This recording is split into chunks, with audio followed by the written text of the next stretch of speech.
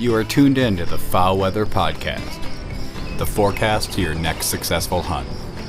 Coming to you from the home office, Jack's Reef, New York.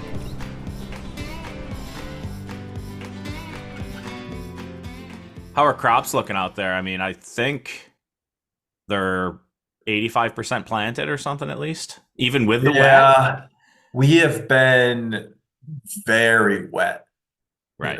high frequency of rainstorms. And I mean, thankfully, crops are what is in is low because we've also had two, three major windstorms in the last couple weeks, Okay. which with, taller standing crops could be really damaging. They Right. seem to be fine. But I was taking the notice, so around my lot here, there's soybeans planted. And when I was doing my loop this morning, I was surprised at how poor the crop was looking. I mean, already we're at the start of the season, and is it overwater? I don't know enough about Is it the. yellowing or what is it doing? Or just short? Yeah, they're like they've lost that nice green. They're kind of, yeah, becoming lackluster, a Hmm. light green color, a little bit of curling. It's like, Yeah.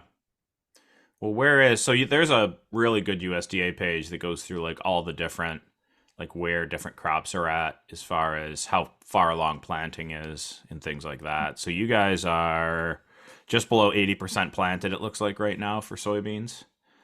sounds So, right. uh-huh. Uh-huh. Just from, driving around here, most fields at this point are Right. planted.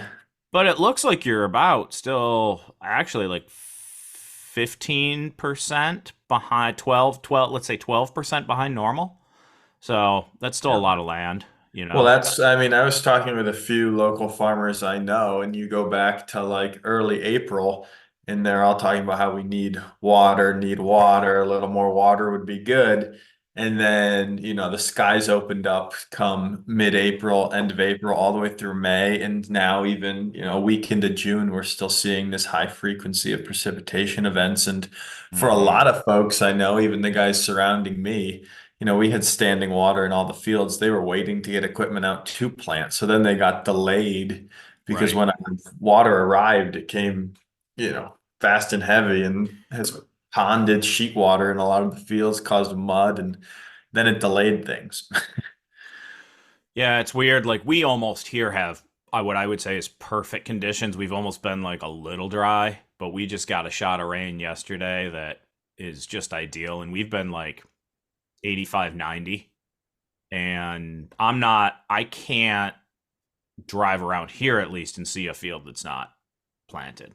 Right. Some folks the last things to go in are soybeans, it seems like all the corn's in. Heck, there's corn that's like a foot tall. So, Wow. yeah. Yeah. All the corn here is probably, I'd say, less than 6 inches. Mm-hmm. Mm-hmm. And that looks just by this recent crop report is like 90. I mean, I bet you it's past that now. I bet you it's almost 100% for you guys as far as planted. So, Yeah, yeah. I'd agree with What that. is what's the what is the composition, soybean to corn to wheat and small grains like wheat and oats and barley and stuff, you think? Yeah, that's tough. So we obviously see out here, it's pretty typical that farmers just rotate corn and soybeans. Mm-hmm. So they end up pretty equal across the landscape just because the same fields typically transition one year from being corn to soybean the next and then back. That is the dominant landscape. You drive down the road, I mean, 80, 90% at least is going to be corn and soybeans now in this area of the Dakotas. And then, yeah, you start to mix in some small grains. Mm-hmm. And trust me, I can tell you they're pretty hard to find because, I key in on trying to find those fields for dove opener, and you got to drive to find the small grain fields. Historically, obviously, we had a lot more here, and I actually know a close farmer I work with because I hunt his land. He used to plant all sorts of small grains, but apparently, even some of the grain elevators in this area have stopped accepting um, Really? like small grains. So now they have to, we have soybean processing plants right in Volga, South Dakota, like nearby, and corn processing plants. But now the drive time for a lot of farmers to even bring small grains in has increased. So you see pressures to just convert to row crops. When I was out there in the late 90s, first of all, that was an amazing period for water. It was very wet. Like roads were under and some the refuge I worked at, like 3 lakes flooded into each other and never went back to being like 3 different lakes. They're all now one lake. It's like that consolidation, and we'll talk about that more. That consolidation happened and then like never went away after that. Even when it got dry. It's pretty crazy. But during that period there was a fair amount of sunflowers still. Is that even a thing, or is corn and soybean taking that over? Nope. So that was one thing. I mean, for my time in living in Jamestown, North Dakota, sunflowers were planted everywhere. And I loved seeing all the sunflower fields and the way it attracted doves and things of that nature. Unless you go West River, South Dakota, or at least western into the state from where I am, I Mm-hmm. couldn't tell you where a single sunflower field is near me. From all my time of driving and scouting, I've never come across one in this area. Yeah, and I loved them too, just for the scenic portion of it as you drove around the Coteau when I was up around Wabae and northeast South Dakota.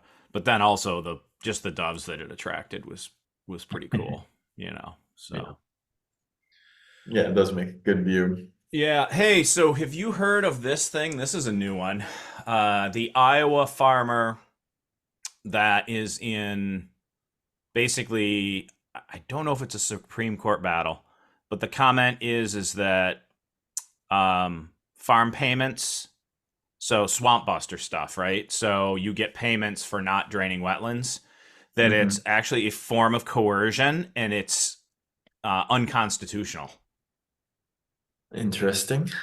Think about that taking away the carrot is the way to incentivize conservation practices.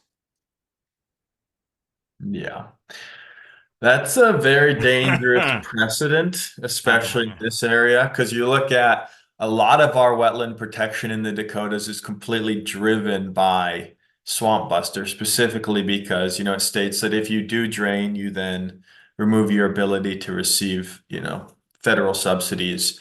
Right. And when you look at it, I know for South Dakota specifically, because I was just writing on this fact, it's something like over 60% of all farms here, the majority of their income is actually through, federal programs versus actual sale of crop. Yeah. Yeah. So because of that, it being the driving income and then knowing that they would lose it if they were to drain, I mean, that is like our main Yeah. form of wetland conservation. Yeah, and I'm not going to go down the road of talking about subsidies and all these things of what a lot of people would call government interference in farming. There's a lot of folks that want to see all that stuff go away. It's probably a little outside of my complete scope of understanding for policy, right? But Mhm. what the question is, like, what tools would we have to try to ensure that we kept grass and water in the prairies, right? Like, what are you left with at that point? Um, I'm not a big fan of just outrightly regulating people, right? That doesn't tend to work out well. Yep. And in my,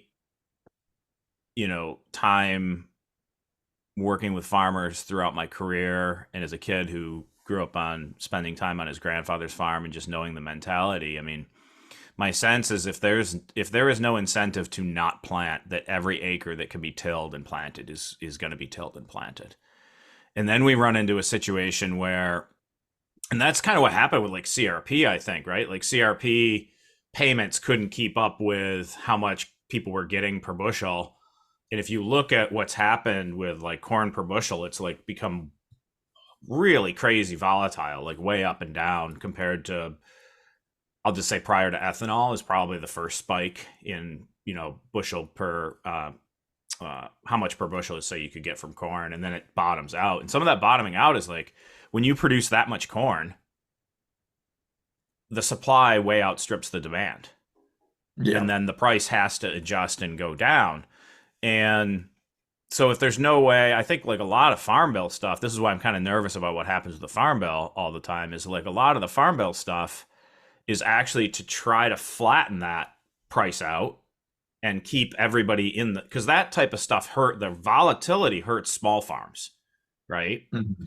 And so it's about like small farm security and rural lifestyles as much as it is about, trying to um, keep some grass in wetlands on the landscape. Because again, once that price goes really high, the potential payment for CRP or somebody's interest in enrolling in it goes way down because they can just make that money outside of government subsidies, right? So to Mhm. me, like saying subsidies need to die and go away always feels like, well, what's the replacement? Are you just going to let the market course adjust on its own? And to me, I don't see. Maybe it's too short-sighted to think that it would course adjust on its own, right? But because I just don't think like a farmer, just in my sense, is always, they're gonna, at least around here where they're removing hedgerows and planting more and more. And I mean, there's forest tracts that are disappearing now, right? In the east, at Mhm. least. But you talk to any farmer and they do not like to see fallow fields. It's not a thing. So anyhow, that's a little rant on, I don't Yeah. know. I don't know how to do it otherwise type thing. Yeah, there's a lot to unpack there. And I think, I mean, one of the main issues, right, is obviously farmers want to make profit. But also we need these wetlands and grasslands that are now becoming kind of endangered ecosystems on the landscape.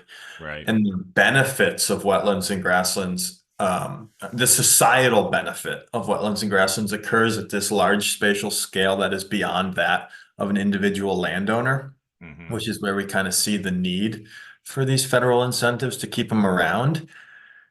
Tracking back to, CRP, it's no surprise that when we look back, it's been in steady decline since 2007. The total number of acres enrolled has been Mm-hmm. steadily declining. That's slowly kind of curving off with the new 2021 enrollment.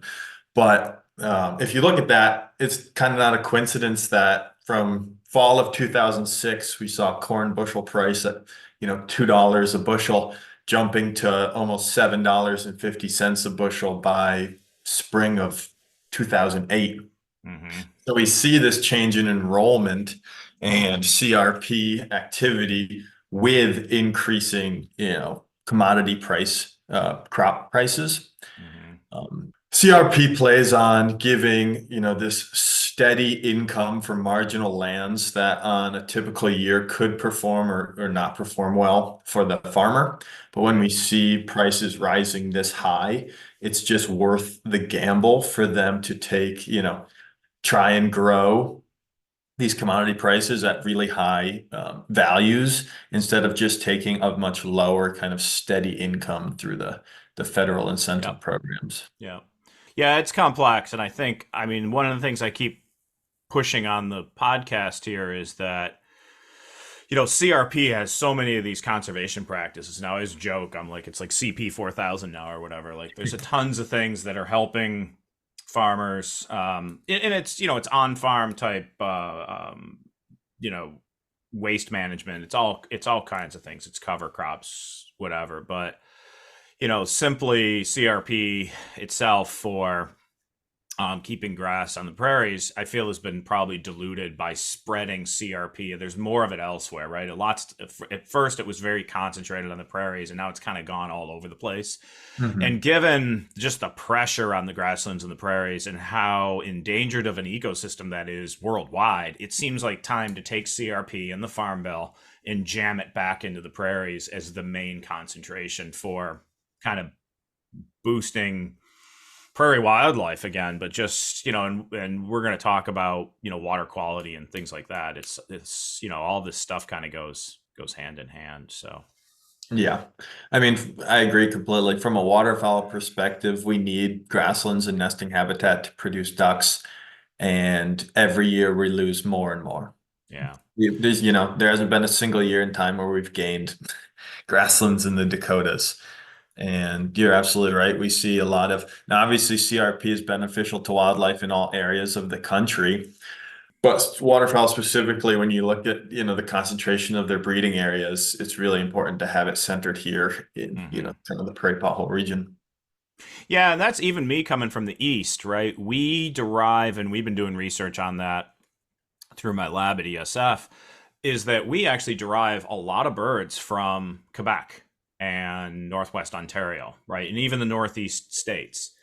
But as somebody who is just passionate about waterfowl wetlands in general, I think about it as like the duck culture, right? And that we just that's just such a precious place for us for producing waterfowl that Mhm. we really got to get it right. I mean, I think we've done very well over time at placing conservation there. Obviously, it's been a focus for obvious reasons. Mhm. But here's the thing too is like let's just say you're talking to somebody who's not a duck hunter, right? And we get into carbon and all that stuff. And I don't care about people's opinions on climate, blah, blah, blah. But if the argument is, and I'm going to just jump on ethanol a little bit, if the argument is that, burning corn in your vehicles is better for the environment, if you actually look at these equations, I've dug into some of the literature on this lately. We're producing when you take native prairie and you put corn in the ground instead, you're actually producing 25% more carbon in the end. Because the whole ethanol process it's not a zero sum game, right? Mhm. It takes energy to produce ethanol. And then that grassland, I mean, the grass is 9 feet tall, the roots go like 15 feet deep. I mean, there's nothing on this planet that sequesters and grabs carbon at that Yep. at that level, for per unit area. So it's just a huge loss there. And then the one crazy one recently I looked up is so like last year we produced $20 billion in corn that went to make ethanol, right? That took up that equated to all of the corn planted in Iowa and all of the corn planted in Minnesota, which are number one and number like four as far as corn producing states in the US.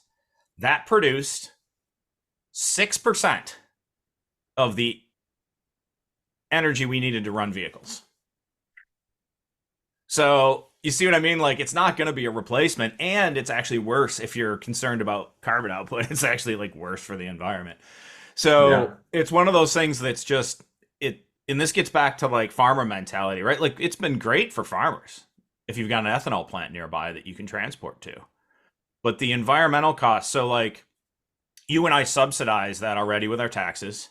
Then we pay more at the pump for ethanol to be involved, and then we pay environmentally from taking, you know, grasslands out of production and put into corn.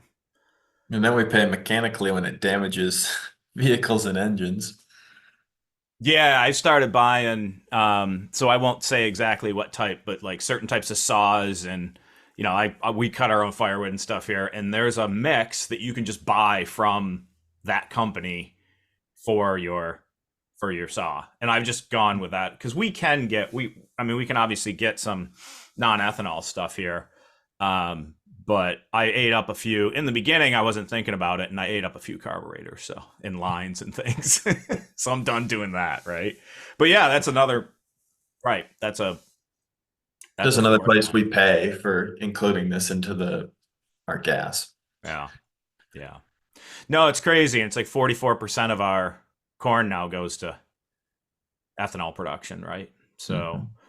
I don't know a way out of it. It's so heavily ingrained in everything we do now. And we've been sold that it's like this, it's going to save everything, just like windmills and solar, right? And I don't want to go down the rant road too much, but I mean, hydrogen cells are probably our way out of all of this. So I'm a big fan of just let's just burn petro and we'll figure it out as fast as we can, because I think that we're doing the planet more harm by all these things that look green. Let's say that.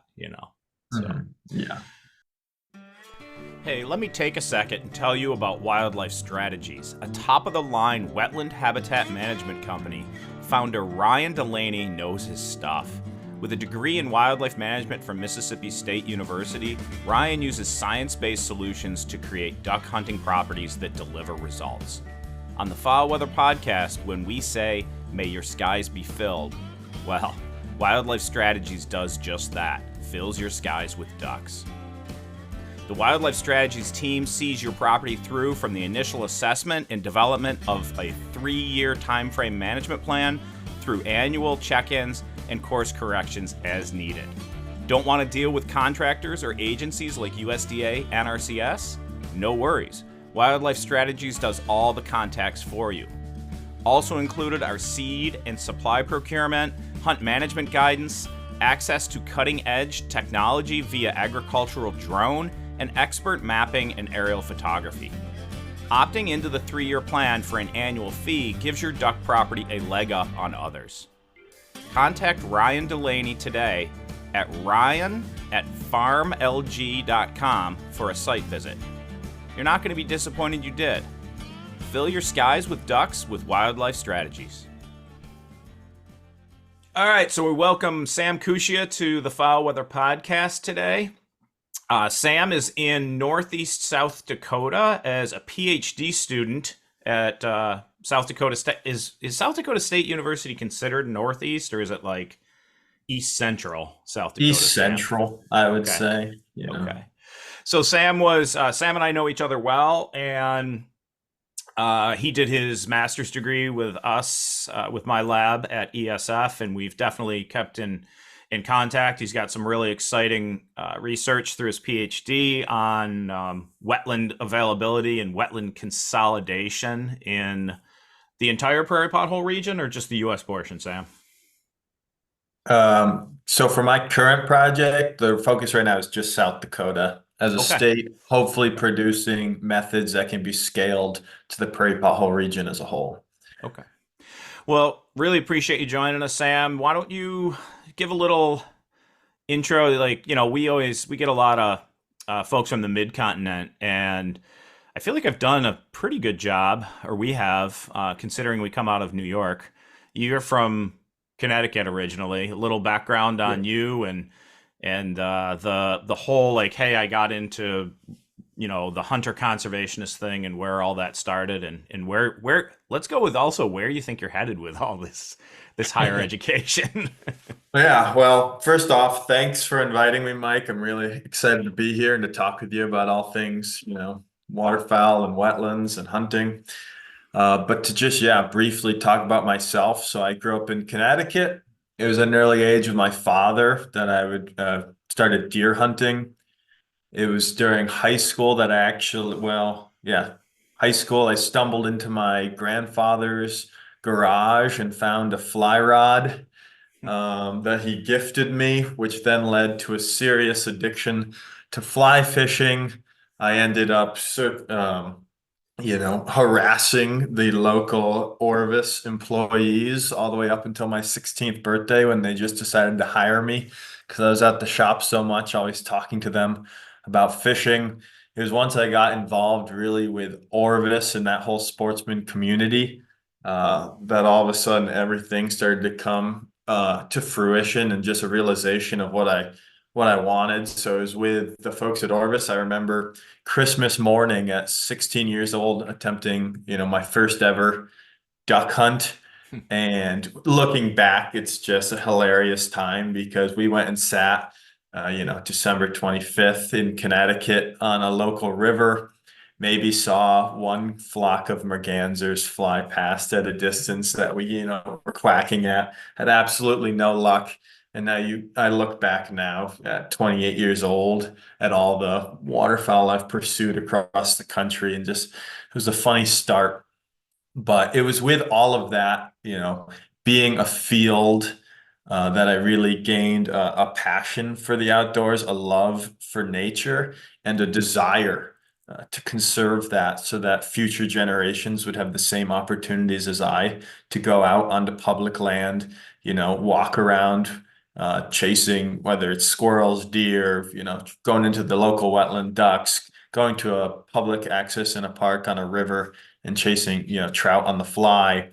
I just wanted to be able to conserve and preserve these wild areas so that future generations could go and fall in love like I did, which really led me to attend the University of Maine for my undergraduate degree, where I pursued wildlife ecology as for my degree.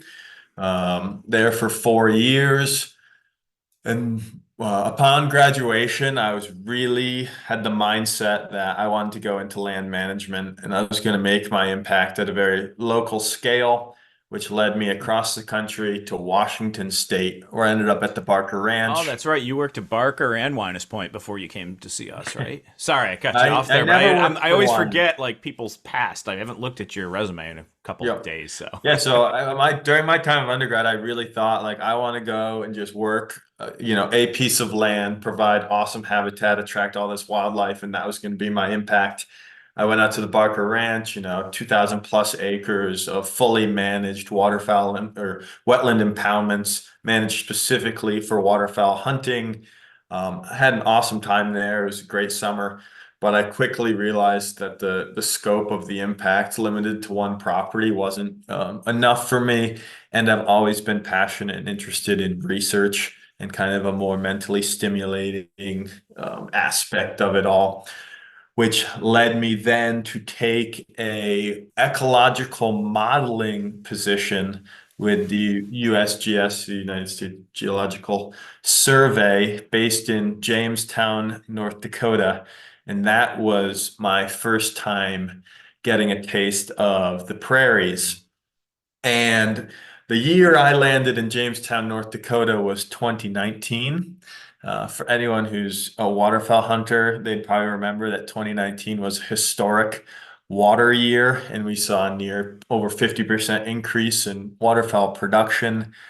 So I quickly became enamored with North Dakota, the prairies, the just sheer abundance of waterfowl going out from every day from the day I pulled into Jamestown in March of 2019 and just seeing the courtship flights and the arrival of Mhm. ducks coming northward all the way through the summer, driving past wetlands and impoundments, seeing all the broods of ducks all the way up into the fall when it was just, full bags and skies filled with ducks every morning. I really became passionate and fell in love with the prairie ecosystem as a whole. And then I became in, talks with you, and I got pulled back east where I attended my master's at SUNY ESF. Again, I knew my passion at that point was waterfowl and wetlands. And at that time, we were investigating the decline of eastern mallards. I think we'll circle into that later, so I won't go too in depth Yeah, we'll hit on then. that one. Just real quick, you make a really good point about like how awesome that place is in the spring to see it transition from being pretty brown, pretty frozen. I mean, it's pretty bleak in the winter, right? Mhm. But see spring come back, see those birds come back, and not just the waterfowl, but like all that bird life that really arrives to take advantage of the long days in the prairies. I don't think enough hunters go to see that time of the year, right? Like if you're somebody like super passionate about birds in general and ducks and geese and swans, I mean, you should probably go. What would be like the best time on a year in year out basis? Like late May, early June? What do you think? Yeah, mid-May. Yeah, depending on the year. Yeah. It's something yeah, just on average, I'd say, but I totally agree. If you have a passion and love and waterfowl and things of that nature, you have to come out and see Yeah. spring in the prairies because it really is something spectacular. Every wetland you drive past is completely filled to the Yeah. brim. You can go to a large, semi-permanent body of water and pretty much see every species of waterfowl in the continent all sitting together, you know. Yeah, it's just awesome, and the fishing can be phenomenal too, depending upon where you're at. So like if you're like, I'm not just gonna go on a bird watching trip, but if you're already like maybe renting a farmhouse from someone, if you go like to South Dakota or North Dakota to hunt, you already have a relationship with somebody that you rent a place when you go hunt.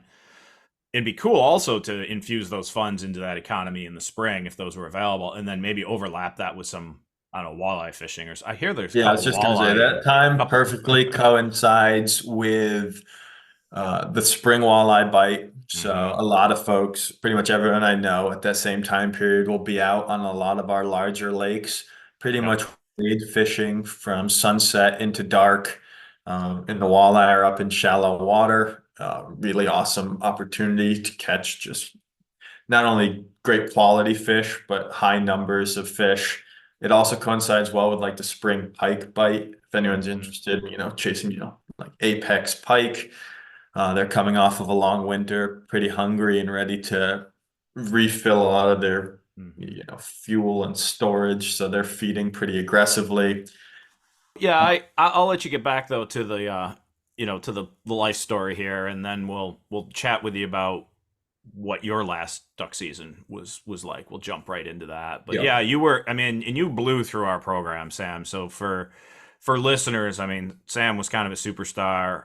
He does have one paper to publish from his master's thesis with me yet, but but the first one went quick on mallards, and we'll get a little bit into that. But when you left us, you just couldn't stay away from the prairies, could you? You had to go back. Yeah. I always said my heart stayed in the prairie, and I knew I wanted to come back, and everything aligned perfectly with my, current co-advisors, Joshua Stafford and Owen McKenna.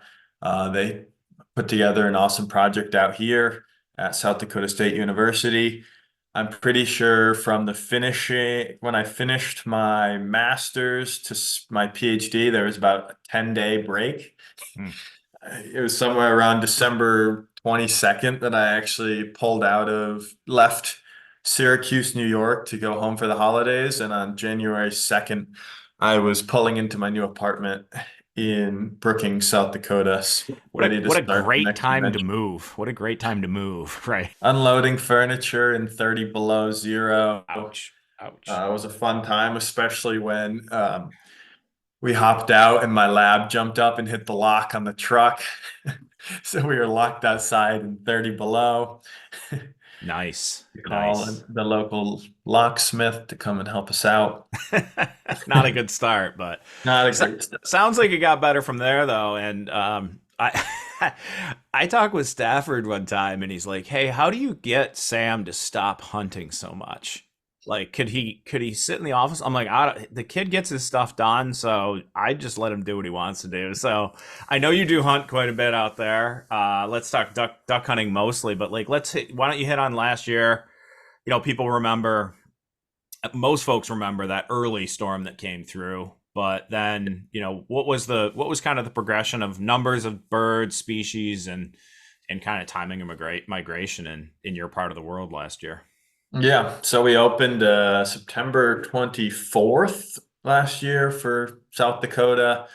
Uh, Pretty typically for this area, right out the gate, we're just covered in, locally raised, um, dominantly blue-winged teal, along with, you see a whole mix of mallards, gadwalls. We actually do get a fair number of wood ducks that time of year, Yep. which I think surprises a lot of folks. But right out of the gate, the season was phenomenal. We had good wetland conditions. We were holding a lot of birds and had been really warm leading up. So there was really not a lot of substantial movement of birds before the season opened. As with any waterfowl season, that lasted a solid week, Hmm. 5 days before you start to see those birds getting pretty call shy, finicky. The pressure starts to set in, and hunting becomes a little more difficult as those birds become stale in the area. Yep. Yep. It then kind of became the name of just staying mobile and finding kind of the new areas where birds were concentrating and hoping for good winds to hunt them, or whether that would help decoy. Are you mostly on public or private stuff when I you're hunt doing? almost exclusively public. Okay. I would say this: I'm 100% public essentially for the first month of the season when I'm targeting water. Come mid to late season, when I start to really prioritize field mallards and Yep. Canada geese, I start to knock on a lot of doors to get private permission. Gotcha. Gotcha. So how long that cold system that came through, did that blow out most of your early ducks and just leave you with mallards, or was it still kind of a mix after that cold front came through? Or maybe it didn't hit you as much as like North Dakota. So we had, season came off great. Then we're into like mid-October, kind of grinding for birds. There was a few smaller cold systems that gave us a trickle of migrants. So you had to work for them. Nothing was guaranteed that time of year. You had to do a lot of scouting. And then the last week of October, we got crushed with a Yeah. huge cold front. I mean, 20 below with high winds every day. We saw pretty much everything ice over. And for that week, the hunting was phenomenal. I mean, you Mm-hmm. drive down any road, you're going to see to the left, to the right, to the north, tornadoes of mallards dropping into cornfields. We were just absolutely covered with big ducks, specifically mallards and pintails and geese. After that cold front, it was strong enough and just long enough that a lot of those birds actually pushed through for us. And by a week into November, conditions were really hard. We warmed up almost instantly, and I mean, really warm. Like we came back into the 60s, Wow. and Yeah. hunting became so hard. We had no fresh birds. Everything around was stale. The number of ducks was pretty low. And at that time, I made the conscious decision to just switch over and pursue the rut for deer because the time investment into chasing ducks was tough. It was really bad conditions, and that cold front had driven most of them south of us at the time. And Yeah, then and then that's about the time like those birds, even Iowa was worried like is everything just going to blast past us, because they were Mhm. getting an influx of birds but kind of early and even going past them at times. So I think they feel like they probably had a little bit of a shortened quality, like the spreading out of the migration wasn't there. It was like really a It was concentrated quick. event. It was Yeah. hot and Yeah. fast. Yeah. It was every bird you could imagine, awesome hunting opportunities, and then nothing. Yeah. It was a very quick season, the way the cold front hit that end of October, early November for us.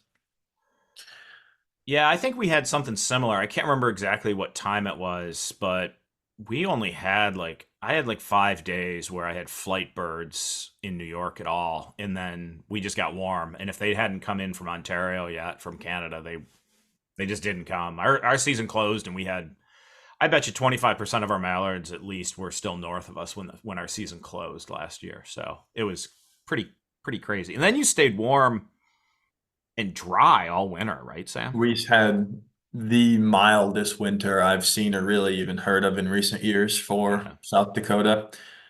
Really dry, very little precipitation. Even when we did get a snowstorm, within a week or two, we'd have weather that would melt it off, it Mm-hmm. seemed.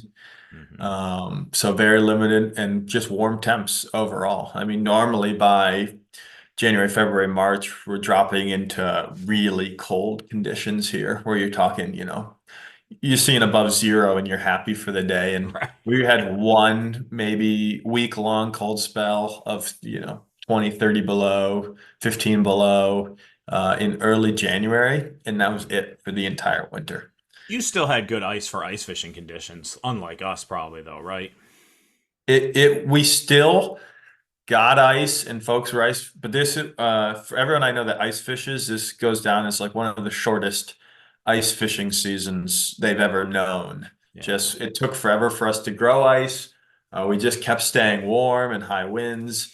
And then we warmed up again quickly in the spring. So it was a very short window. We still got conditions that allowed folks to ice fish kind of all the bodies of water, but Hmm. it was short-lived. Yeah, I went twice last year. It was that bad. So, and you're familiar with this area. Like, we're not known for, um, you know, too mild. Like, we at least usually get 2 months. But I was able to get out once to walleye fish, and then once in the I we had to go to the Adirondack Mountains to find ice, which was just insane. So, but let's hope that. So we're transitioning to a La Nina. Mhm. You guys are supposed to be a bit wetter and cooler in this coming winter. I have a sense that we're coming out of that trough of, you know, bad conditions. But there's a lot of folks thinking of conservation reserve program and getting grass back on the prairies that don't think that we're ever going to get back to those days when, so if the water comes back, great, but you also need grass, right? So there's a lot of folks that are thinking like, we're never going to get there because we might not be able to put that much CRP on the landscape. Is there any sense, and you chat with a few farmers, maybe you don't get into this, but just through your work and stuff, and we'll talk about your work in a bit, but is there any sense that we're going to be able to get back on map with, being able to put some grass back on the prairies and get a little bit of this stuff out of soybean and corn rotation? Or do you think we're kind of stuck with, we might get water, but we're probably not going to be able to get grass back? With anything of this nature, I always try to stay on the optimistic side of it all. Will we ever I like that. get back to a historic, grassland extent for the prairies? Never. But can we make strides in private land practices and federal incentives, and also maybe just a societal change of mindset, various nesting cover or ag strips on their fields on their own accord, and getting us to a point where we're sustaining a healthy population of, waterfowl that can be hunted and harvested into perpetuity? I do think that's absolutely possible. We got to keep up good water. An important thing going forward is going to be the private land. You take a state like South Dakota, you see we're only about 8-9% public land in total. So when you talk about supporting the continent's waterfowl production, most of that is occurring in private lands. That being said, like anything, we can do as much as we can as conservationists to try and enact and add grasslands, but we also know these species in a way are adaptable and attempting to breed in marginal or not ideal conditions, and a lot of them doing it successfully, even if we don't have these 2-mile buffers of grassland around every perfect wetland. Right. The other thing that's going on, Sam, is that there seems to be that the types of wetlands that we have are declining because of something called wetland consolidation, which is what you're studying and seems to be a big problem on the prairies because it kind of reduces those smaller temporary wetlands that are really vital to ducks. And really, it seems like mallards really react to those temporary wetlands when they are on the landscape, when the water comes back. So kind of how bad is that wetland consolidation? And, feel free to kind of jump into a little bit of your research here as needed to explain it. Yeah. So, I mean, for the listeners, wetland consolidation is referring to when you take a landscape like the Prairie pothole region where we have this really high density of depressional wetlands. There are those that fall into, we classify them into different classes based on pretty much the length or duration of ponding. So anything from temporary wetland, which may hold water for a couple weeks, to a permanent wetland that would essentially have water year round throughout multiple years. And it would take multiple years of drought to see that ponded water disappear. Consolidation drainage is occurring across our landscape because as a farmer, when you want to increase just plantable acreage, if you take a tract of land or a parcel of land, you're going to have these series of numerous kind of temporary and seasonal wetlands, which are smaller in size, shallower, typically only holding water for a couple weeks to a couple months throughout the year, but also typically on these same pieces of land is a larger kind of semi-permanent wetland. When they want to increase plantable acreage, the easiest approach to that is not to try and attack this giant wetland that holds water year round and try and finding a way to route the water away from that. Instead, the typical approach is to actually drain or run the water from all of those smaller wetland basins, so those temporary and seasonal wetlands that surround a larger permanent or semi-permanent wetland, and route all the water directly to that larger basin, consolidating all that water to just one basin. So now they gain the ability to plant, or at least either plant or in senses of some of the really short duration temporary wetlands, just also improve crop yields in these areas or low spots on the field by just directing that water to this large basin. But yeah, we see a lot of impacts from this. We see one common term being thrown around right now is, ecosystem homogenization.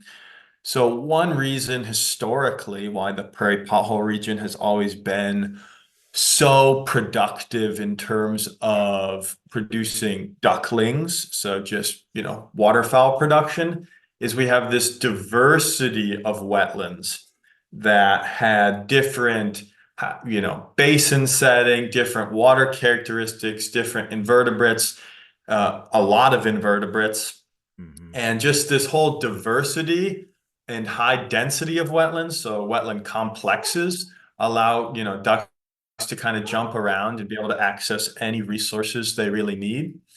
Also, we see with these temporary seasonal wetlands or places where we see a lot of dynamic water. So the fluctuation from ponded to not ponded or from shallow to deep wetlands really boosts macroinvertebrates, which for those that are unfamiliar, during brood rearing, when a duckling is trying to grow its, total body size and feathers and get ready to fledge and actually and be able to fly for the fall flight and be harvestable. They need to eat protein, which comes in the form of these invertebrates found within the wetlands. So another main issue we have with consolidation wetlands is one driving reason why typically prairie pothole wetlands are so productive is by drying out on some frequency, whether that's annually or across years, you eradicate all fish. And fish are also predators seeking macroinvertebrates. Yep. By consolidating wetlands, we're also seeing a decline in macroinvertebrates because fish are starting to colonize all these wetlands. And a lot of these ditches that are being put in place that are connecting wetlands to drain them are also acting as dispersal mechanisms for fish. So we've seen in the recent years this huge expansion of, now fish occupied wetlands, which directly impacts our macroinvertebrate abundance and diversity within the wetland, which then in turn is impacting forage for our waterfowl. Yeah, that's interesting. I hadn't thought of that. And I mean, I do know one thing that's going on too is fisheries people just love to just jam fish everywhere. It's like I couldn't imagine like mammal biologists being like, hey, let's just start putting elk all over. I mean, we've done some of that, but fisheries people just seem to move whatever they want, wherever they want. And there is actually a lot of, like, at least in some places, I think North Dakota actually stocks like perch and other things in some of these that have now used to be semi-permanent and now are more permanent, which kind of exacerbates the natural movement of fish is being supplemented with actual stocking of them as well in some places, right?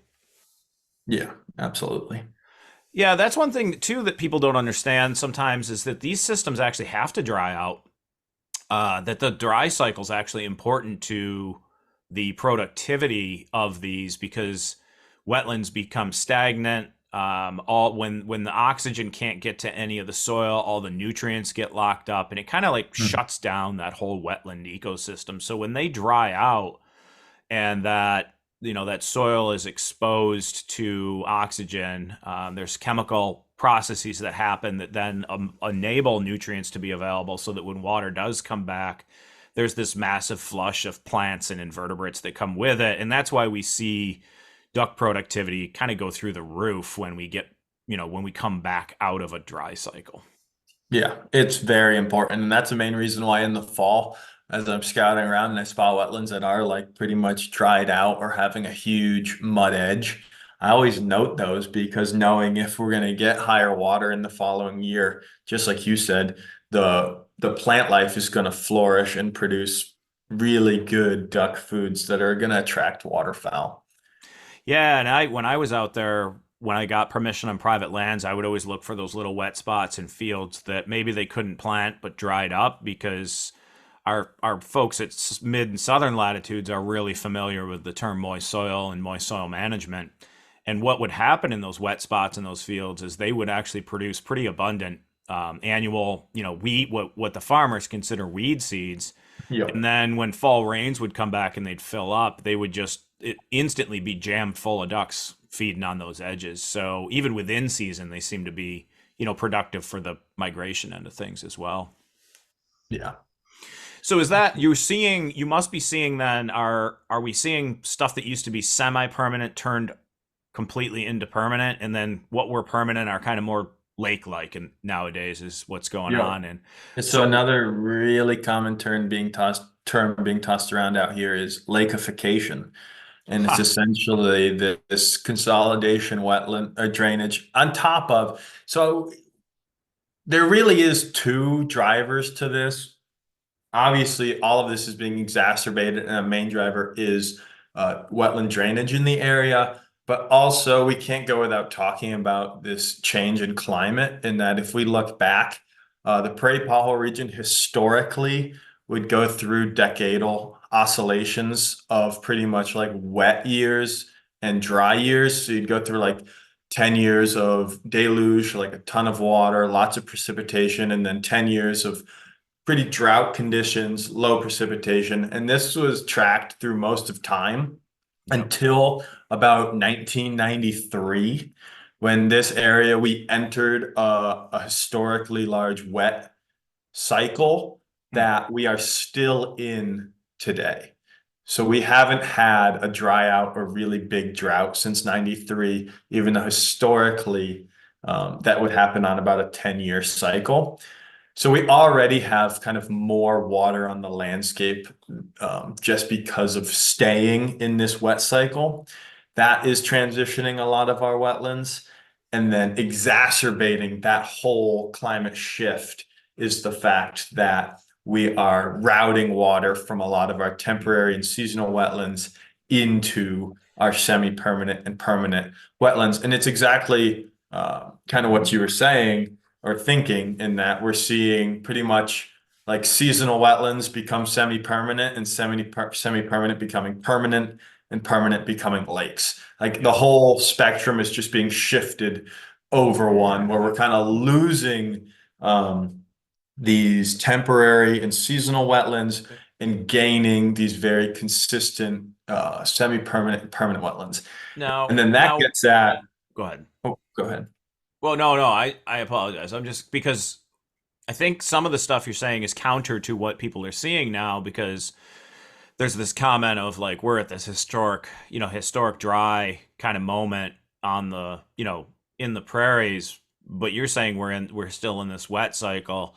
So is that just more of a local thing that you think is going on? Or because, we have dried out, duck populations have tracked downward with that, right? Like we got like half the mallards we did just a few years back.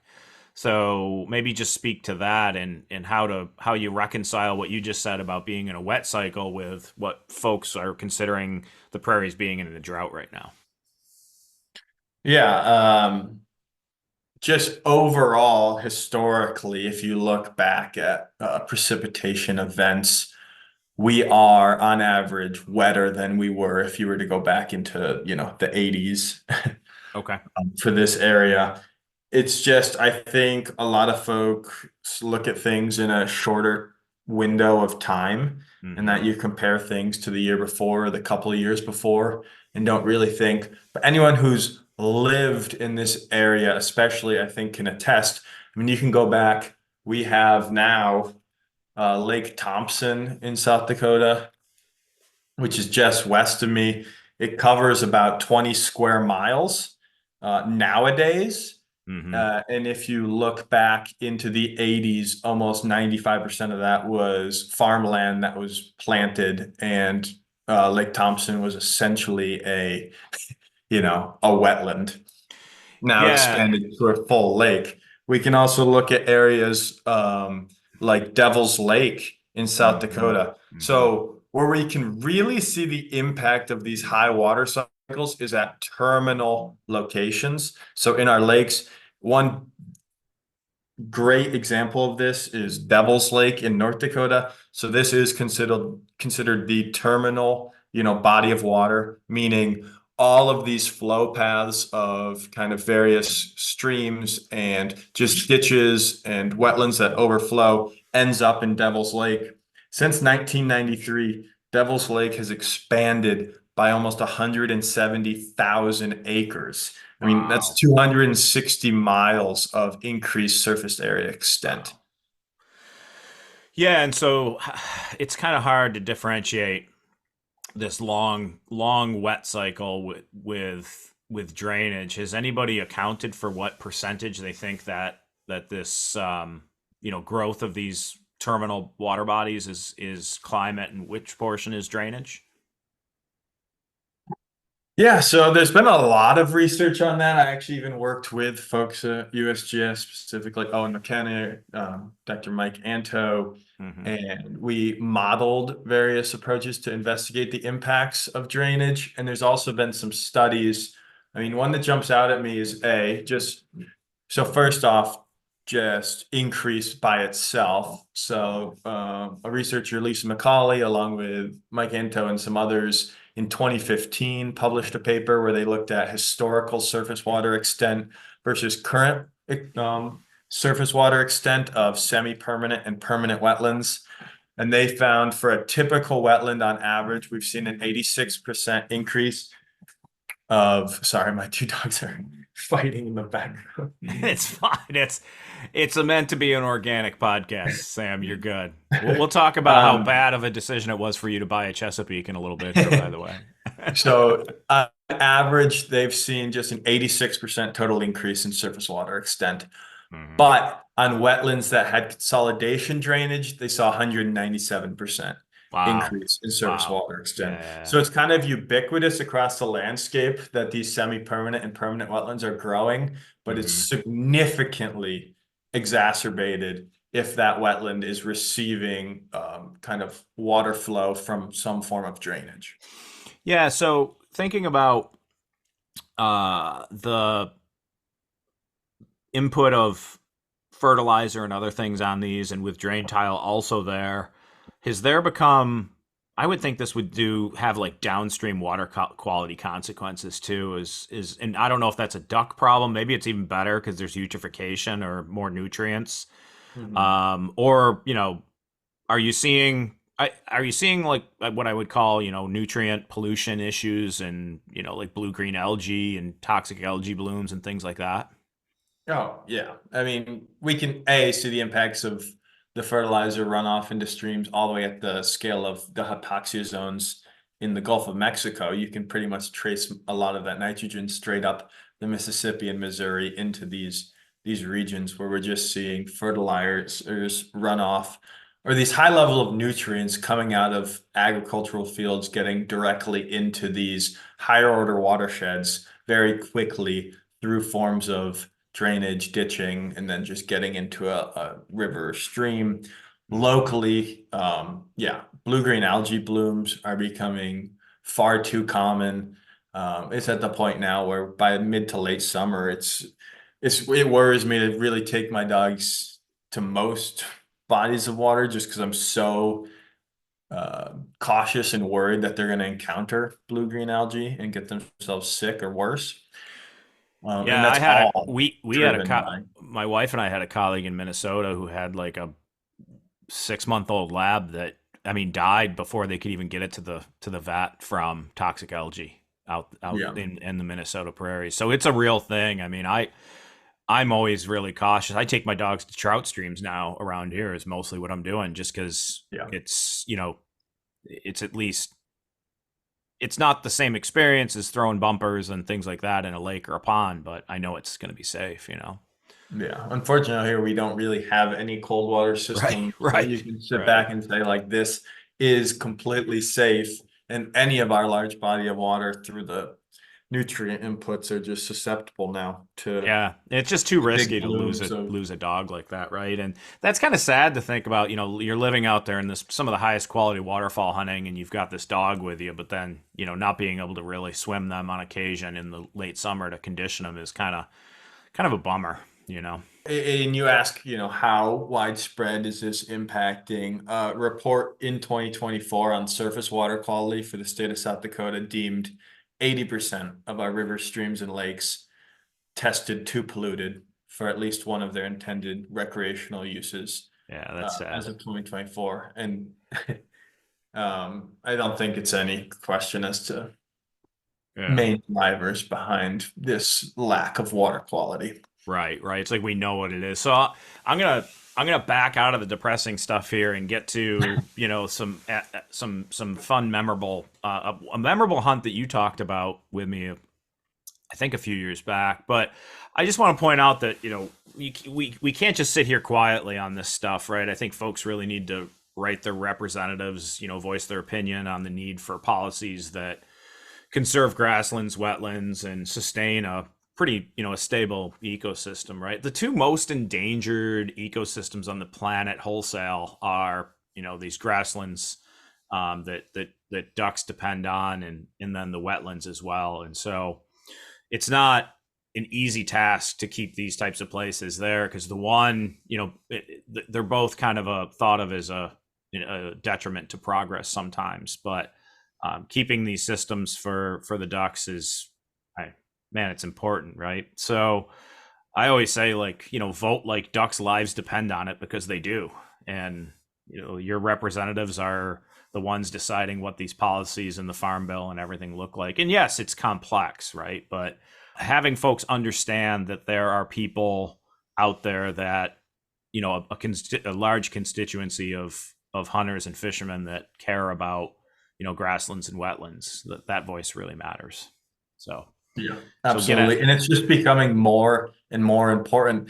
And it's growing beyond voting for the duck lives, but also our own. I mean, yeah, that's the the sad part. Yeah, yeah. the water quality levels in a lot of areas now are reaching points where they're not even safe for us to drink. So the impacts are beyond just wildlife, but now starting to, impact us as humans.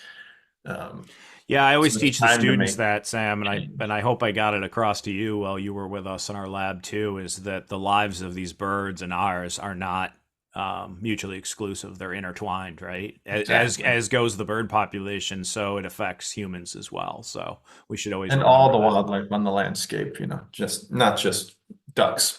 Yeah, so white-tailed deer too. So I mean, I don't know. I got this vision of you.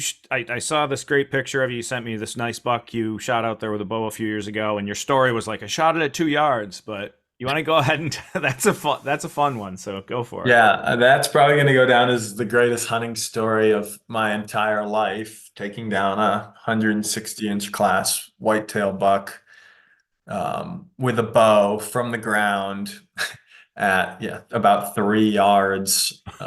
So I didn't get it wrong. I've stretched it a little bit to 2 yards. So yeah. But that is the story. And now historically, I've always been I always call myself a grocery hunter when it comes to deer hunting. I pretty much chase whitetail to fill the freezer. I've never had much interest in pursuing large bucks. I always just kind of go out opportunistically hunt. So that was my first fall in Brookings, South Dakota. I had keyed in, and from my times of shed hunting that spring, I actually also have this buck's shed. So that early April, I found an antler on a piece of public land, a very substantial, good sized antler, which I guess really starts that whole story of why I had interest. But this property in general has a really high density of deer. So it Hmm. was our season opened September 1st for archery for residents in South Dakota. It was about the first weekend in that I started hunting. So it was about September 7th. I came out, and this property has always attracted me.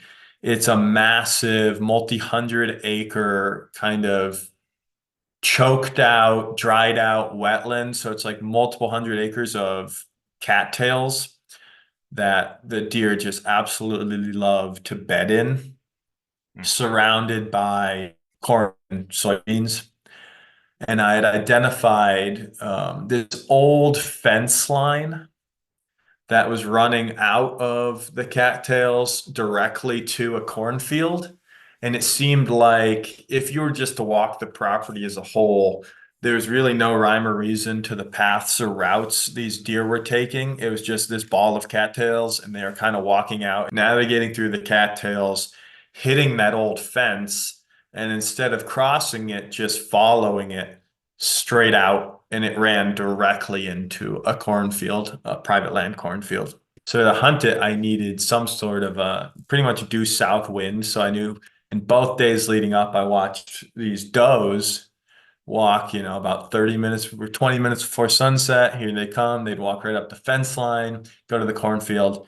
And I was like, in my head, south winds, the wind I need, it will be right in my face. They're never going to smell me.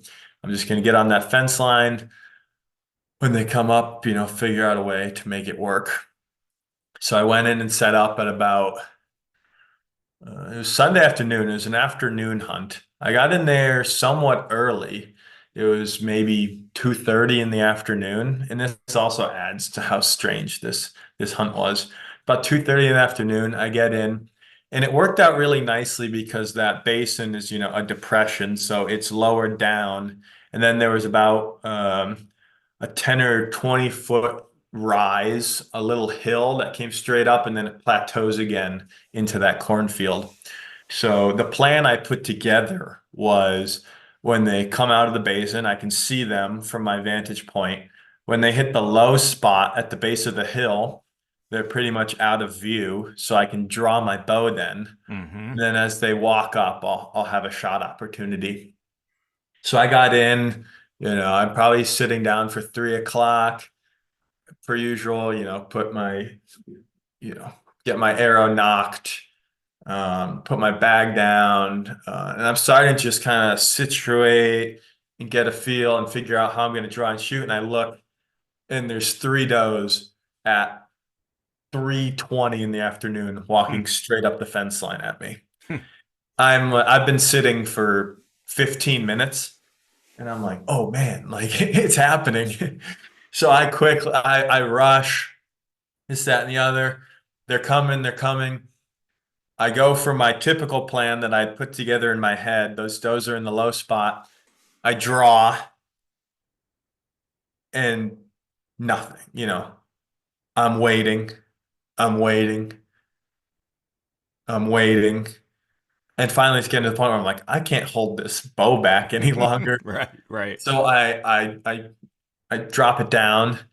And at that exact moment, of course, these does come stepping up, and I got a doe looking at me at 5 yards. Because the way it worked, I was right at the cusp Right. of this hill. So when they step up onto that plateau, they are right there.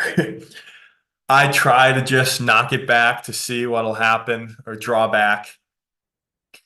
And of course, this doe blows. They all run. She runs off like 80 yards, just starts stomping, is blowing. All 3 of them disperse, blowing, and then they take off into the cattails. And in my head, I'm like, well, that's my hunt. Like everything on this property must have heard her stomping and blowing. Like nothing is gonna come here. But I'm here. There's still so much time until sunset. I might as well wait it out. Right. So I'm like, all right, get situated, get ready. And I'm serious in that maybe 20 minutes went by, and I look up, and coming out of the cattails, I can just see in the distance the tips of this buck's tines walking through the cattails at me. And I'm just like, no way this is happening. Like, it can't possibly. So at this point, you must have been thinking too, like, if those does had just walked by, maybe you didn't even think about it till later, but if those does just walked by and in the time you could shoot, you'd have shot a doe and you'd have been done. Oh, when I look back, if I Yeah. hadn't messed up, I would have taken a doe 20 minutes into that hunt. It Yep. would have been my go for the season. And yeah, that would have been the end of it. I probably wouldn't Yeah. have gone back or even really had known there was a giant buck walking around. Minus having his antler from that spring, I didn't know he was traveling this corridor. I don't really like running cameras or anything of that nature. So I had no clue he even existed. but outsteps an absolute giant buck. He's coming right up the fence line, right at me. And I'm like, okay, this is happening. And you could tell the way he was felt like he was following those does. Yeah. And that doe walked right up to, 3-5 yards away from me. And the whole time, I spotted him at maybe 150 yards. At 100 yards, he stops and is looking around, sniffing. And, in my head, I'm like, this is when he's going to veer. Then at 50 yards, he stops and is like, this is when he's going to, but no, he just kept coming. So I'm like, okay, it's happening. So he's walking and he gets into that low spot and I draw back and I said, in no world am I letting this bow down until, I see this buck 60 yards away from me walking somewhere else. Like I am not blowing this like I just did on that doe. I'm going to be drawn back and ready to shoot if this buck comes. And of course, even longer than the does, that buck sat down at the base of that hill to the point where I was just about to actually like hop up towards my feet to try and stand a little to see if I could spot if he had started walking left or right. Yeah. But at that exact moment, this whole thing is now played out over a decent amount of time because I remember it wasn't a setting sun, but the sun was now low enough that shadows were being cast. And just when I was really starting to question and hesitate on if this buck had left, I looked and his shadow was getting cast to my left across that whole wetland basin. And I could see it was him walking up the hill below me. Like he was coming.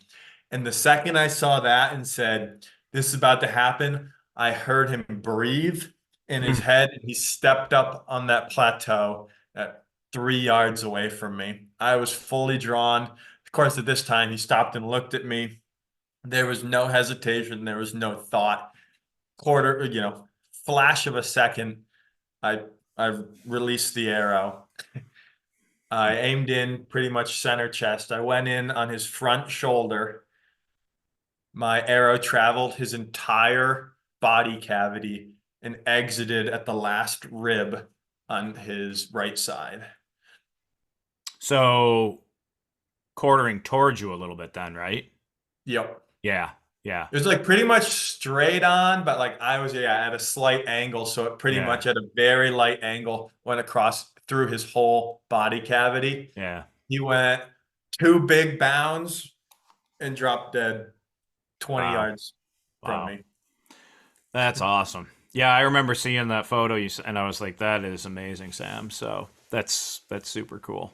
Super cool. And he's, according to my taxidermist, should be done and mounted within the next 3 months. So good for you. Good. Oh, that's a long time actually. Yeah. So, yeah. Not just ducks out there, eh? So that's some great stuff. Yeah, the deer hunting's phenomenal here. All the hunting, pheasant, deer.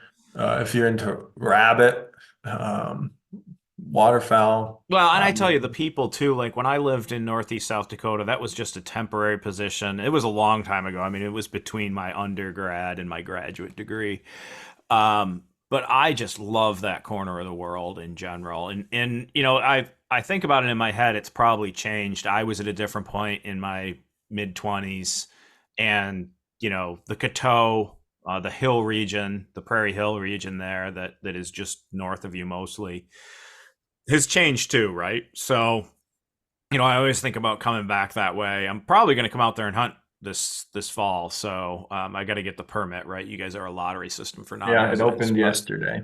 Oh, it did. Okay, well, I better get my butt in gear. So nobody else should apply though. No.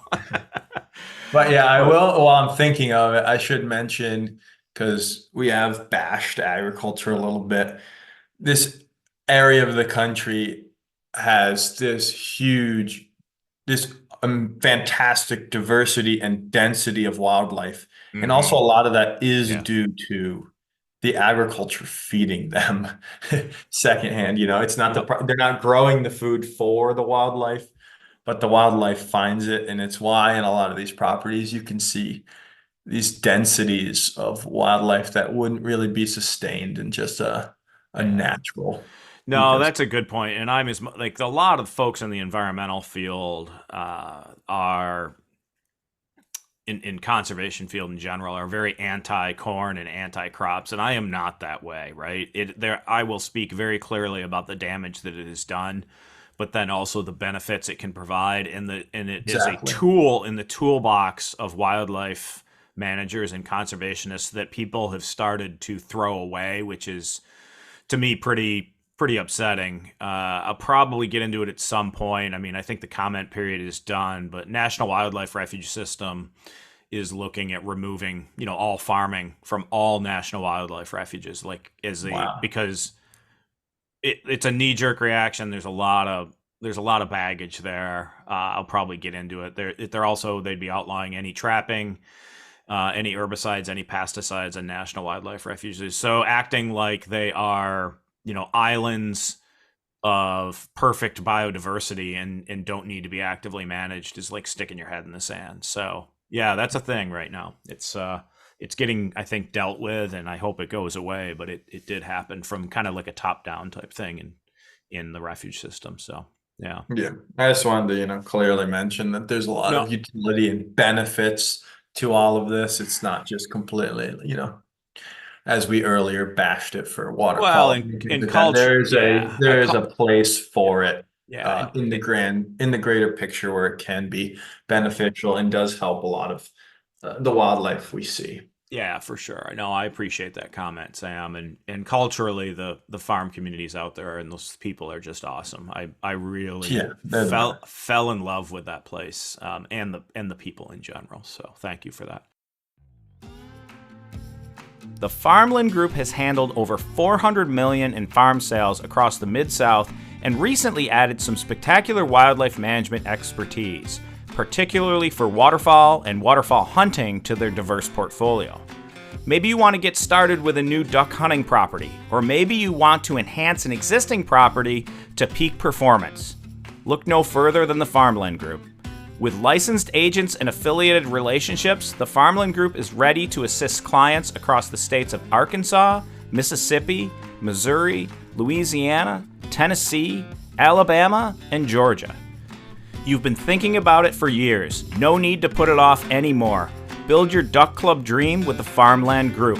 Their expertise doesn't stop at sales. They also have extensive lending relationships with the biggest farmland and recreational lenders in the country, as well as a staff appraiser that can assist in helping value your property. Find the Farmland Group today at farmlg.com.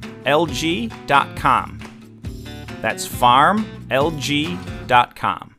So you're balancing, as much as I said all you do is hunt, you do balance, research, teaching, at SDSU, and you picked up slack when, SDSU had some retirements and you've been teaching ornithology as a PhD student, which is just an awesome feather in your cap, to teach kind of bird study at that level while doing your PhD. So just, thinking about, I'm not sure if your career is going to be as a professor or maybe as a research ecologist now, but thinking about advice you might give to aspiring grad students. We do get a lot of university students that listen to this that are in wildlife programs and such. So, what's your advice to those aspiring grad students? And I guess another one is, how important do you think it is that people kind of have the hunting background to fill Fish and Wildlife State Agency and kind of nonprofit biologist positions? I guess unload on both those as you like. Yeah, I'll take them piece by piece. From a time management or just overall perspective, I think the most important advice I could provide anyone, especially graduate students who are going through it, masters and PhD, who understand just the long, constant hours that never let up. I mean, you have to find your work-life balance and understand that burnout in academia is real and happens to a lot of folks if you don't take the time to do things for yourself and to pursue other passions outside of your research. So I always, as you as you mentioned earlier, I hunt a lot. It's what I love. I dedicate a lot of my fall, but I also work that into the whole schedule where I know in spring and summer, where a lot of folks find free time in traveling and vacation, I really don't do a lot of that. I know I want to take my time and invest it all into the fall. That being said, yeah, you just have to know that balance and make sure you don't burn yourself out. Pursue your passions, Hmm. get your work done, but also know when you're kind of overdoing it for yourself and make sure you keep in good mental health. As far as the importance of hunting, oh, that's a really tough one because from my perspective, it's like everything that got me to where I am today. Now I don't want to receive a ton of backlash from folks that are simply, are passionate about birding and things like that and are still out in the field. But I do strongly believe that through the pursuit of game, there's a deeper appreciation and connection to those animals and those habitats and ecosystems that you receive by being out there, with them. Like when I look back at all my favorite times, and it's not about, the killing, the harvest. When I look back at all of my fondest hunting memories, yeah, there's great stories. Like I just told you of harvesting that giant buck. But when I really look back at the end of a season, I remember the time spent afield, the cool things I saw or witnessed as I was just kind of playing the role of a fly on the wall, completely camouflaged within a wild ecosystem, watching just nature as a whole play out before me. Yeah, and I So, think I like that, and I'm a birder and a hunter. I mean, I'm a bird nerd. I'm a plant nerd. It's if it's outdoors and there's some type of way to interact with it, I'm interested, right? And I'm just love all that natural history stuff. And so don't want to downplay, the folks that are in the field that don't hunt. I often find that my students that do come in with prior knowledge already, because to be a deer hunter, you need to know what a red oak is, right? In my part of the world. And you need to have some knowledge of what types of animals you can and cannot shoot, but then, what foods do they eat? So all of a sudden you already start to think about plants, and you mhm. start to think like an ecologist, right? The interactions that are out there. And then when you get down to like brass tacks of who cares more, and this is a wide sweeping generalization, right? But I feel like hunters just have more skin in the game, and over time have, I think, financially invested a lot more at times as well. Mhm. Real cool study by Cornell University. It was of people in New York, but I think it might be applicable everywhere. They looked at like the likelihood of you being engaged in like a conservation organization, or actively, volunteering your time to, help with habitat management and stuff. And it was actually, birders were slightly above hunters. Um, Wow. but if you were a hunter and a birder, you were like light years ahead of everybody else. Like the likelihood of participation in pro-environmental behaviors was massive. And that's generally what I see. And that's why I'm like, look, if you're a birder, you should probably pick up a gun and shoot a bird once in a while. And then if you're a Mhm. hunter, you should probably think about, finding ways to think about all of the wetland birds that are out there, and learn them and such. Because I think it builds that much greater appreciation for everything. And I think I reference that study in a lot of my classes, and I think it's kind of a classic way to think of it, is if you're wholly invested from different angles, you're probably gonna really Yeah. be that positive voice for I'll just say in this case, like, let's just think grassland and wetland conservation. And I should have mentioned I'm also an avid birder as You well as better a you better hunter. be, as an There ornithologist. is, out of every turkey hunt, I come out with a checklist of species encountered. I do it often in the fall too, although out here we don't have quite the same diversity of birds at that time.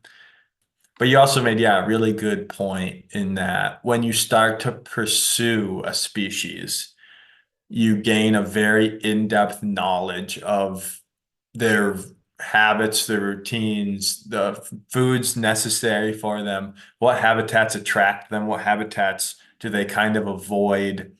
So you start to get that whole ecological knowledge of everything going on that's important to a species, and you learn about them deeply, Yeah. Yeah. which I No. think is a huge benefit in the field of natural resource management and, wildlife ecology when you're trying to build out and scale, um, management plans and things of that nature, understanding Hmm. the specifics of the species that you're trying to build those out for. Yeah, for Um, sure. Just that power of, being able to observe and it's the same thing when you walk across a parking lot from a grocery store and geese fly over and you see them that catches the corner of your eye and you look up and you look around the parking lot and no one else even notices that they're there, right? mhm. Unless they honk maybe, and then they might look. But that power of observation and in seeing the world and the interactions around you. So, hey, on that note, I mean, I think a lot of people are tuning in to get to like what's going on with prairie conditions kind of right now.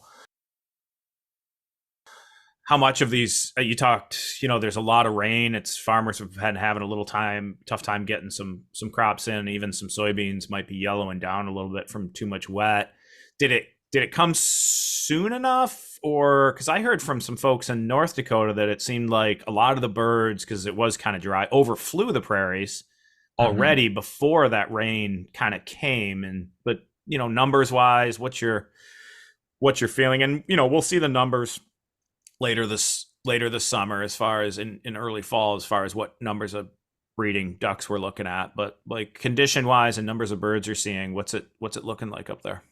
Yeah. So specifically for South Dakota, we've kind of had almost the opposite of last spring.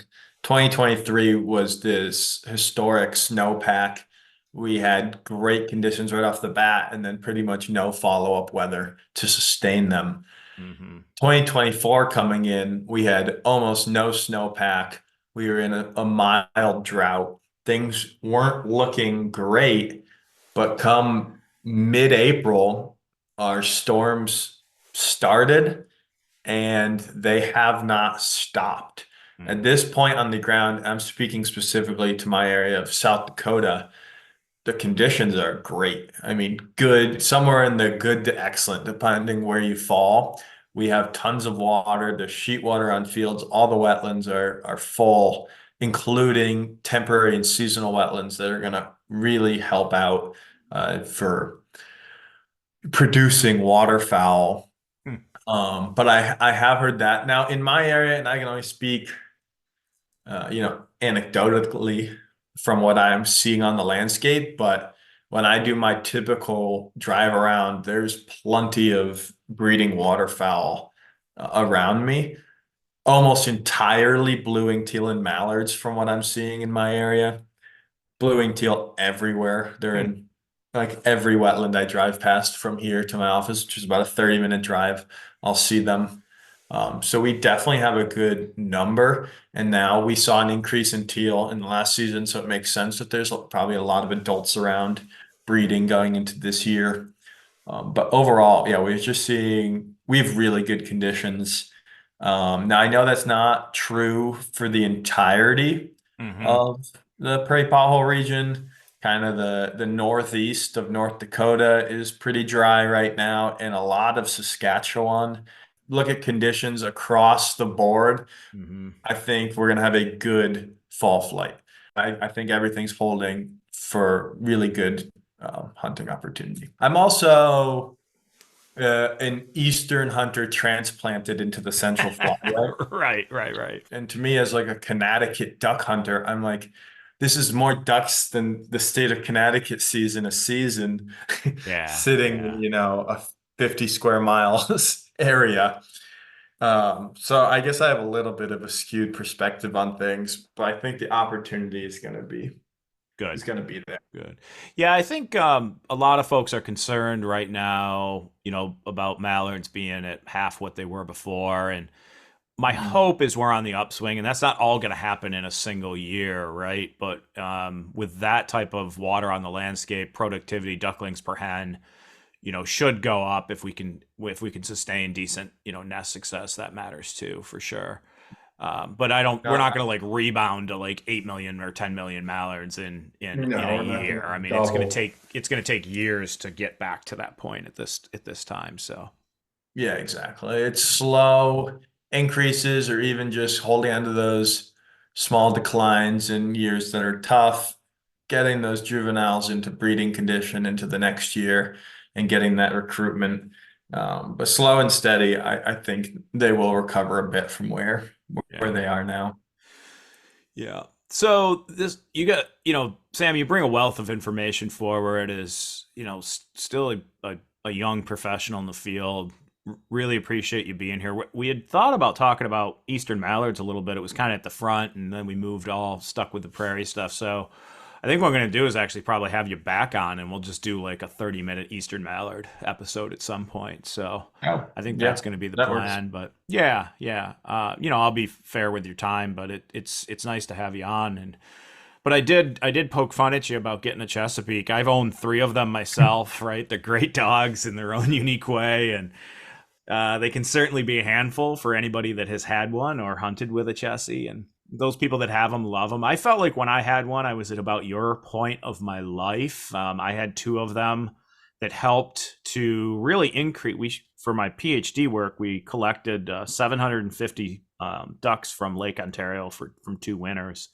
And those dogs probably increased that sample size by 250 ducks, getting into places I couldn't. And I don't know that I would have put my labs that I have now into that. But at that time they were the right dog for me. And it seems like you're at that point, and maybe you started with labs and then went to brown dogs. So what's it been like for you? I absolutely love my Chessie. That being said, so for the listeners, I have a 6-year-old black lab and now about a year and 8-month-old Chessie. So I'm early on, but everything they say about their stubbornness is true and more. He likes to test me every single day of my life. That being said, he's an awesome hunter. He's an awesome companion. He's Yeah. so just like loving, a deep bond. Hmm. Always, for the most part, always listens. Um, I have no complaints, and I have a feeling I will be getting another Chessie after him. But my gosh, when he wants to do something and I want him to do something else, he wins.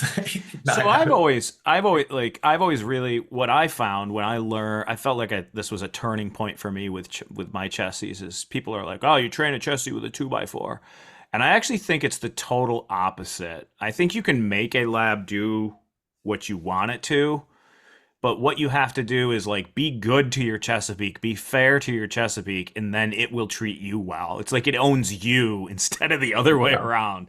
And when I decided that if I just work fairly with that dog and treat it really well, that then it feels like it owes me something and wants to do that. Where a Mhm. lab kind of has just this blind dedication a little bit more Yeah. to you, and so it's just a different mindset. And you really need to. Any dog though you need to feel out, but Chessies, it's just they're different. I don't think you make them do anything. You treat Yeah. them well, and then they treat you well. From a training perspective, I totally agree with that. I mean, one big thing I noticed early on is he loves, positive reinforcement. Yeah, yeah. Praising him for when he does something right versus giving him a nick or something if he messed up a line or something. Hmm. Well, who carries way more weight in his book. So I had to switch that instantly off the bat. But I guess what I'm talking about with this stubbornness, and I'll just give you an example. So on my 12 acres here, I have probably 60 cottontail rabbits, that live here, and it's nesting season, it's breeding season, and my dogs will, find their nests all the time. And I like to protect the cottontails, so I keep my dogs from them. They find a nest. I yell at Blue, my lab. I say, leave it alone. He leaves it alone. Sailor, my Chessie, if he wants, if He's curious about those rabbits. He wants to check in on them. Anytime I turn my back, look the other way, turn my back, forget, just let him out and don't go out with him. Mm-hmm. He's instantly at the rabbit nest. Just yeah, same thing goes with, like something like picking up a sock of mine out of the hamper. I can tell him a million times and say no and take it from him. He just will go and do it again anyway. Yeah, and so like a lab, you'll yell at, and they'll be like, "Oh, okay," and you yell at a Chessie about something, and they give you that look. They're like, "Let me think about if this is in my best interest or not," before they change behaviorally or not what they're gonna do. And yeah, they're different beasts, and I know some people who will never own a Chessie again. I just don't feel like they're right for my lifestyle anymore, but they were definitely the right dog for me at the right time. So yeah, but I'm glad you're going through it. Yeah, and so my lab is 55-pound male, pretty short furred. He's always struggled with cold water conditions. Yeah. So getting a Chessie for me was also a no-brainer. Living out here where I wanted to extend my season, and be able to hunt well into, chasing divers into late November into early December on big bodies of water out here if it's not completely frozen. So it works out perfectly that, he doesn't get cold. With that fur, the body, I mean, they're built for a very specific purpose. But then I see, the impacts of that in summer training, and that nowadays, we're 75, 80 degrees during the day. I can throw 5 bumpers and he's completely overheated, needing water, shade, and rest. So the body is definitely built to be cool. Yeah, I guess that's what that early portion is, and when you got blue wings kicking around, is hopefully whip them back into shape pretty quick. Yeah. I try to keep my dogs in shape year round just so they never lose it. I don't like that big swing of like off season, on season. I like to train full time, but yeah, he struggles in the heat, but man, when it's November 15th out here and I wing a bluebill, I was glad to have him in the fall. Yeah, they're tough dogs. They're tough dogs. Any big plans for the fall? Anything different than normal hunting wise? Well, I just recently moved 2 miles over the line into Minnesota, which has a September early teal season, which I've never experienced in my entire life. So I'm interested to try it's like September 2nd to the 6th. And I'm seeing so many blue-winged teal in my area. I'm pretty excited to actually be able to target them in that early time window. But other than that, my fall looks pretty typical in that starting around the 1st of September, minus this potential blue-winged teal season, I start to chase doves and get the dogs in the rhythm of, retrieving, and then waterfowl until the rut. Do you do any early goose stuff up there or not really? Oh, yeah, I should mention that. I've been very fortunate and successful in my last 2 falls. I've gotten to know a handful of landowners that are pretty much the few in the area still planting small grains and things that really attract geese early on, or at least those first crops to go down. So I've had some really fantastic, and that opens August 15th for us here. Yeah, I remember how warm it was when I hunted up there in northeast South Dakota, and yeah, it was nice though. I ran into a bunch of other guys, locals, and we were both scouting the same fields at the same time, and they just said, "Hey, why don't we just hunt together?" I was just one extra person. And they were cool about it. That was not a nice experience. So those don't always turn out that way, right? But yeah, anecdotally in my area, I've been seeing a lot of paired geese with goslings. Oh, cool. With pretty large, clutch and brood sizes. So yeah, I have high hopes for this early season. I've actually been seeing when the last last podcast with Paul Hess, I went over to Iroquois National Wildlife Refuge, about 2 hours from the home office here. And I was just impressed with the numbers of wood ducks and mallards that I was seeing Mhm. on the landscape in general. And then this deer hunting property right around the corner from me, it's got a really nice beaver pond on it. And I was in there putting posted signs up the other day, and the I saw wood duck and mallard broods in there, and that's nice to see. I Really? feel like some years we don't, but we had an early spring over here. We've been pretty dry with just timely rains, right? So none of that real cold, wet stuff that's bad for nests. And I don't know, I can even talk about turkeys. I hope we're doing a little better on that end too. So yeah. But Yeah, out here I always find there's always this point where I get so worried because when our ducklings first hatch, they become so seclusive and they just disappear into like the emergent veg. And all yeah. of a sudden, I feel like I'm driving around and you're like, I don't see any broods. Like I always get this little bit of anxiety, like why are there no broods? And then all of a sudden you hit like late enough in the season that they start to have confidence Yeah. and they just start appearing everywhere. Like they've Well, been there they're time, bigger. but They're not food for everybody anymore. exactly. Yeah. Yeah. So we're pretty close to that time frame of they're just not Yeah. not visible or still haven't hatched yet. Well, Sam, this has been a great conversation, and I think you filled folks in a lot on some of the stuff that's going on in the prairies, at least in your part of the world. It's a little different, further north and into Saskatchewan and places like that. I have been watching those rain showers though, and a lot of them are these long, skinny, thunderstormy type Yeah, yeah, systems, these and isolated cells just kind of yeah, moving I across. and I think Alberta and Saskatchewan's been getting some stuff too, and it's not. I think you're in better shape than some other areas, but it's better than it was. So in good conditions Yeah, for growing ducks. So and it seems like overall Manitoba has, for the most part, been good. Like they've been yep, getting solid precipitation. yep, yep. Um, Yeah, so hopefully I can get up there this fall and take advantage of it, and maybe, hopefully we could link up somewhere and yeah, get a hunt in, and absolutely.